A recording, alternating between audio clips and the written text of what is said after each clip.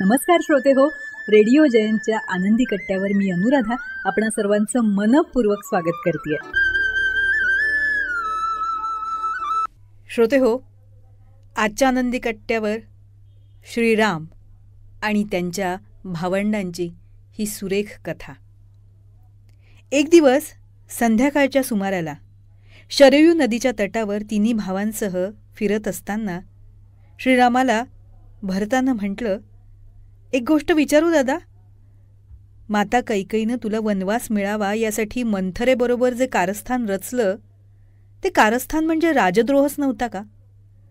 तिच्या या कारस्थानाने एकीकडे राज्याचा भावी राजा आणि त्याच्या पत्नीला 14 वर्ष वनवास भोगावा लागला आणि दुसरीकडे महाराजा दशरथ यांचा पुत्रविरहाच्या केवळ कल्पनेनंच अपमृत्यू झाला.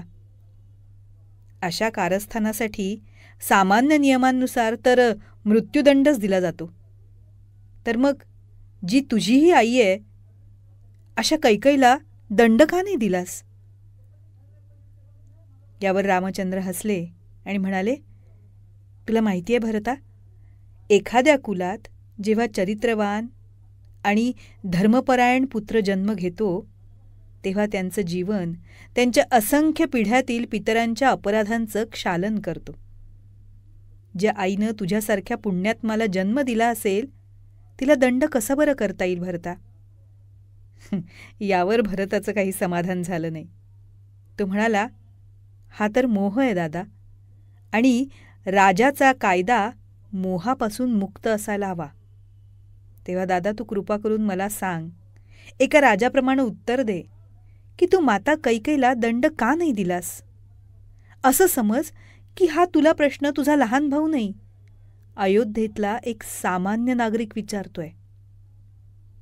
आता मात्र श्रीराम गंभीर झाले. काही क्षण मौन राहून ते भरताला म्हणाले, भरता, आपल्या नात्यातल्या किंवा जवळच्या कुणा व्यक्तीला त्याच्या अपराधाबद्दल शिक्षा न करणं हाच या सृष्टीचा सर्वात कठोर असा दंड आहे. माता कैकेयीनं आपल्या केवळ एका अपराधाचा खूप कठोर असा दंड भोगलाय. वनवासाच्या 14 वर्षात आपण 4ही भाऊ आपापल्या जागी राहून त्या काळच्या विपरीत परिस्थितीशी झगडत होतो. पण माता कैकेयी ती प्रत्येक क्षणाला केवळ आणि केवळ फक्त मरणच अनुभवत होती.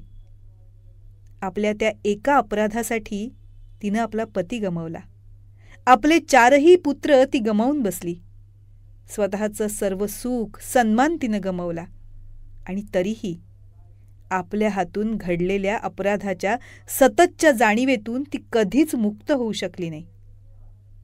वनवास संपला तसा परिवारातले सगळेच सदस्य आनंदी आणि सुखी झालेत, पण तिला कधीच समाधान लाभू शकलं नाही. कुठलाही राजा कुणा स्त्रीला यापेक्षा अधिक कठोर दंड काय देऊ शकणार? मला तर सदैव याचंच दुःख होतं की माझ्यामुळेच अकारण माझ्या आईला इतका कठोर दंड भोगावा लागला. श्रीरामांच्या नेत्रातून अश्रूंच्या धारा वाहत होत्या आणि भरतासह सगळे भाऊ निश्शब्द होऊन गेले.